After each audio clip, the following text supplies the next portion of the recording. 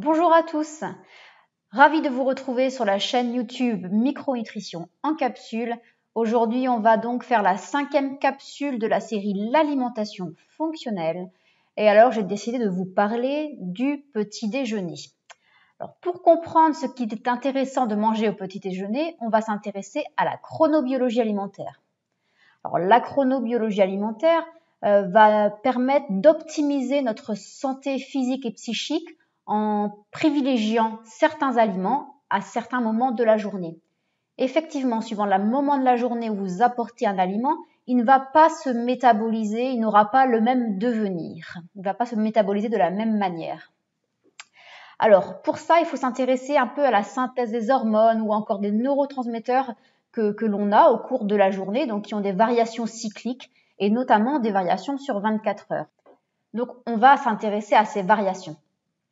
Alors, le matin, qu'est-ce qui se passe? Quand vous vous réveillez, quand vous mettez un pied à terre, vous vous sentez prêt à affronter cette nouvelle journée, vous vous réveillez facilement grâce au cortisol. Le cortisol, c'est une hormone surrénalienne synthétisée par les glandes surrénales qui vous permet d'affronter cette nouvelle journée. Le cortisol est connu comme étant l'hormone du stress parce qu'effectivement, elle est sécrétée en cas de stress et elle nous permet d'avoir l'énergie pour réagir face à ce stress. Donc, nous devons avoir du cortisol, ni trop peu, et au bon moment de la journée. Et justement, notre pic principal de sécrétion de cortisol a lieu le matin, autour de votre heure physiologique du sommeil, de réveil, donc généralement entre 6h et 8h, mais vous pouvez vous rendre compte, c'est plus ou moins avancé ou retardé suivant les individus. Alors, ce cortisol, il va vous permettre d'inhiber le sommeil et de stimuler l'éveil. Ça aide bien le matin.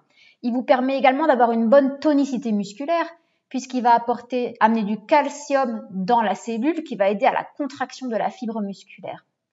Enfin, le cortisol va amener de l'énergie hautement disponible dans votre organisme. Ainsi, il va augmenter votre taux de glucose dans le sang, donc il va augmenter votre glycémie afin de pouvoir produire de l'énergie rapidement si nécessaire.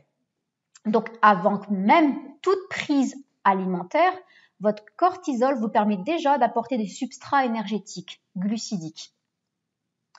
On comprend alors que si, par-dessus cette hausse physiologique de la glycémie induite par le cortisol, si en plus je consomme un petit déjeuner avec des aliments à charge glycémique élevée, alors pour comprendre les charges glycémiques, l'insuline, etc., je vous réoriente vers la vidéo sur ce sujet, glucides, charge glycémique, insuline. Donc si je prends un petit déjeuner glucidique à forte charge glycémique le matin, on comprend que ma glycémie va s'élever encore au-delà de la hausse physiologique, ce qui va donc induire une sécrétion d'insuline afin d'essayer de normaliser cette glycémie. Et cette insuline, on a vu dans la vidéo précédente, va vous mettre en mode stockage, va favoriser votre prise de poids, votre prise de masse grasse. Par ailleurs, sachez que le matin, vous êtes particulièrement sensible à l'insuline. Vos récepteurs à l'insuline se sont renouvelés pendant la nuit. Donc, quand vous apportez des glucides au petit déjeuner, vous synthétisez une telle quantité d'insuline, eh bien, vous allez y répondre beaucoup plus fortement qu'à n'importe quel autre moment de la journée. Donc, un petit déjeuner glucidique, un apport alimentaire de glucides au petit déjeuner aura beaucoup plus tendance à entraîner une hypoglycémie réactionnelle de 3 heures après qu'à n'importe quel autre moment de la journée. Si je mange, je sais pas, une brioche le matin, je vais faire une hypoglycémie réactionnelle bien plus importante entre 10h et 11h, par exemple, que si je mange ce bout de brioche à 17h. Donc, plusieurs raisons qui vous expliquent que apporter des aliments à charge glycémique élevée au petit-déj, ce n'est pas du tout physiologique. Alors, que se passe-t-il encore le matin? Eh bien, vous synthétisez un neurotransmetteur que l'on appelle la dopamine. Donc, la dopamine, c'est le neurotransmetteur de la motivation, de la concentration, de l'entrain, la bonne humeur, la vigilance, la libido. Donc, c'est vraiment le starter du début de journée. Si vous manquez de dopamine, vous n'aurez pas envie de vous réveiller le matin, vous serez fatigué, apathique, moins de projets, moins d'envie, etc. Donc pour optimiser cette dopamine, eh bien, il faut apporter les précurseurs, donc les nutriments essentiels à sa synthèse, et la dopamine est synthétisée à partir d'un acide aminé, donc une brique constructrice des protéines, qu'on appelle la tyrosine. Donc cette tyrosine, on la trouve bien sûr dans les protéines alimentaires. Par ailleurs, si vous prenez des protéines alimentaires au petit déjeuner, mais que vous y mettez également des aliments à charge glycémique élevée, sachez que la tyrosine de vos protéines partira non pas dans le cerveau où la synthèse de la dopamine devrait avoir lieu, mais votre tyrosine sera déviée dans d'autres cellules, dans les cellules musculaires par exemple. Donc vous allez dévier votre tyrosine, vous ne serez pas efficace pour faire de la dopamine. Donc encore une raison qui explique que le petit déjeuner doit être protéiné et peu glucidique. Donc maintenant qu'on a vu l'importance d'un petit déjeuner protéiné et peu glucidique, on se rend compte de l'aberration du petit déjeuner à la française. Alors quand on vous propose du pain, encore pire du pain blanc, un pain baguette, quand on vous propose des crêpes, quand on vous propose des brioches, des céréales qui soi-disant sont bonnes pour la santé de votre enfant, du miel, de la confiture, tous ces produits sont une aberration pour un petit déjeuner. Donc, que prendre maintenant? J'imagine que vous voulez des exemples. C'est pas facile de changer ses habitudes, mais je vous invite vraiment à tester. Changer le petit déjeuner peut changer votre vie, honnêtement. Plus de coups de fatigue, plus de fringales à 10-11 heures, meilleure concentration pour les enfants, ça change tout. D'ailleurs, pour enfants et adultes.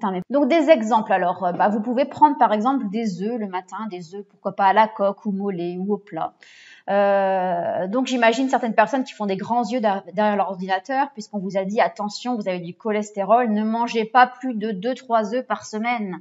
Mais non, il n'en est rien. Sachez que votre cholestérol est principalement synthétisé par votre foie et non pas apporté par l'alimentation. Et qu'est-ce qui augmente la synthèse hépatique du cholestérol? Les sucres. C'est l'insuline qui va booster la synthèse endogène de cholestérol. Donc sur laquelle vous pouvez agir à 80% puisqu'il n'y a que 20% de votre cholestérol qui provient d'origine alimentaire. Donc en diminuant votre cholestérol, vous n'aurez pas beaucoup d'impact sur le taux de cholestérol, tandis que si vous diminuez vos aliments glucidiques, vos Kellogg's, votre miel et votre confiture du petit déjeuner, vous allez agir sur les 80% de cholestérol synthétisé de façon endogène. Donc c'est archi faux. D'autant plus que la synthèse du cholestérol a principalement lieu tôt le matin, donc en apportant du cholestérol au moment de sa synthèse endogène, vous allez plutôt au contraire réguler cette synthèse. Donc vous produirez un peu moins de cholestérol si vous apportez du cholestérol au moment du petit déjeuner. Donc c'est faux et archi faux. Donc prenez des œufs de belle qualité, des œufs d'une ferme bio où les poules sont en extérieur ou bien des œufs bleu blanc cœur pour les oméga 3. Vous pouvez également de temps en temps prendre des charcuteries mais de belle qualité et pas tous les jours puisqu'effectivement on a quand même des additifs qui sont pas idéaux pour la santé. Vous pouvez également prendre des petits poissons gras, sardines, maquereaux, anchois, harengs, pourquoi pas des rillettes de poisson, de la truite fumée. Et vous pouvez accompagner ces protéines de substances grasses, d'aliments gras, comme du houmous qui est également assez protéiné, ou guacamole, ou un avocat, ou des oléagineux, des graines, etc. Alors, vous n'êtes pas prêt encore à franchir ce cap, vous avez envie, besoin d'avoir un peu de douceur et de sucré au petit déjeuner, eh bien peut-être qu'on peut trouver une alternative le temps de vous habituer. Et après, je suis sûre que vous allez courir vers ce genre de petit déjeuner. Mais dans ces cas-là, ce que je propose à mes patients, c'est plutôt de commencer vers un petit déjeuner à goût sucré. Donc pourquoi pas une omelette avec donc des œufs forcément, bananes, chocolat noir, noix de coco râpée et vous intégrez dedans de la purée de cacahuètes de qualité ou de la purée d'amandes par exemple. Ça vous fait une excellente omelette avec une petite pincée de sel en tant qu'exhausteur de goût. Vous pouvez également proposer ce qu'on appelle un chia pudding, C-H-I-A pudding. Je vous laisse regarder sur internet. Donc ça va être des graines de chia et de lait de coco, mais rajoutez pas tout ce qu'ils mettent, sirop d'agave, miel, c'est pas nécessaire, c'est déjà tellement bon comme ça. Éventuellement en ajoutant un peu de fruits rouges dessus. Mais je vous laisserai regarder sur internet des exemples de petits déjeuners protéinés et peu glucidiques. Vous avez compris le principe. Et je vous laisse aussi commenter cette vidéo et m'indiquer les suggestions de petit déjeuner. Qu'est-ce que vous faites vous le matin afin de donner un maximum d'idées aux personnes qui nous regardent. Donc voilà, j'espère que le message est passé. Vous verrez que prendre un petit déjeuner protéiné et peu glucidique va vraiment booster votre dopamine et va vraiment vous changer la vie.